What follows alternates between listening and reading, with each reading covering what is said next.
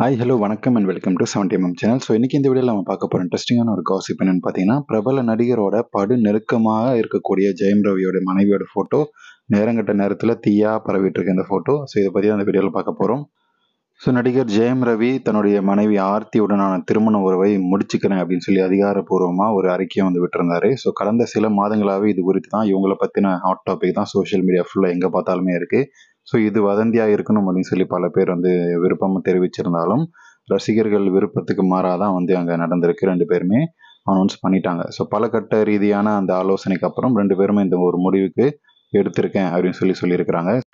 இந்த டிசிஷன் வந்து அவ்வளோ சீக்கிரமாக அவ்வளோ ஈஸியாக எடுக்கப்பட்டது இல்லை. என்னை சார்ந்தவர்களும் அவங்களுடைய நலனை கருத்தில் கொண்டு அவங்களுடைய நல்ல வாழ்க்கைக்கு அமையணும் அப்படின்றதுக்காகவும் பல கட்ட யோசனைக்கு அப்புறம் இந்த முடிவு வந்து எடுத்திருக்கு அப்படின்னு சொல்லி ஜெயம் ரவி சொல்லியிருக்காரு. தமிழ் சினிமாவோட முன்னணி நட்சத்திரமாக வலம் வந்துட்டு இருக்கக்கூடிய ஜெயம் ரவி தயாரிப்பாளருடைய மகன், மோகனுடைய மகன் அப்படின்றது எல்லாருக்குமே தெரியும். ஸோ ஜெயம் ரவி அவருடைய அண்ணன் மோகன் ராஜாவுடைய இயக்கத்தில் அந்த ஜெயம் அப்படின்ற படத்தின் மூலமாக தமிழ் சினிமாவுக்கு அறிமுகமானார். அதுக்கப்புறம் வந்து சாக்லேட் பாயா சினிமா இண்டஸ்ட்ரியில் ஒரு கிட்டத்தட்ட 3-4 வருஷமே வந்து அந்த இளம் ஹீரோஸ்க்கு ஒரு டாப் ஹீரோ அப்படின்ற ரேஞ்சில் இருந்தார். இதுக்கப்புறம் 2009ஆம் ஆண்டு தான் இவருக்கு கல்யாணம் நடக்குது. ஸோ இவருக்கு 2 பசங்க இருக்கிறாங்க. ஜெயம் ரவி மேலே வந்து எந்த பெருசாக கிசுகிசு இல்லைனாலுமே நடிகை த்ரிஷாவோட வந்து ஒரு கிசுகிசு வந்து இவர் மேலே வந்து வைக்கப்பட்டுச்சு. த்ரிஷா, ஸ்ரேயா இவங்க 2 பேர் மேலேயும் அந்தந்த படங்கள் ரிலீஸ் ஆகும்போது ஒரு சின்ன சின்ன கிசுகிசு இருந்ததே தவிர பெருசாக வந்து நடிகர் தனுஷ் மேலே வைக்கப்படக்கூடிய அளவுக்கு லீலைகளான பிரச்சனைகள்லாம் எதுவுமே வந்து இவர் மேலே வச்சதில்லை. பெருசாக வந்து அந்த பப்பு பார்ட்டிலெல்லாம் வந்து பார்க்க முடியாத ஒரு நபராக வந்து இருந்தார். ஸோ இந்த அளவுக்கு இருக்கக்கூடிய ஒரு நபருக்கு எப்படி விவாகரத்து ஆகுது அப்படின்ற ஒரு கேள்விக்குறி தான் எல்லா ரசிகர் மத்தியிலையும் இருக்குது. ஏன்னா சில நடிகர்கள் வந்து பெண்கள் விஷயத்தில் வீக்காக இருப்பாங்க. அதனால மனைவி வந்து விட்டுட்டு போகிறதுக்கு ஒரு லாஜிக்கான ஒரு ரீசன் இருக்கும். இவர் வந்து படத்துலையும் அது பெருசாக வந்து கவர்ச்சியான ஒரு சாங்கோ இல்லை கவர்ச்சியான படுக்கரை காட்சியோ நடிக்க மாட்டார் அப்படின்றது நம்ம எல்லாருக்குமே தெரியும்.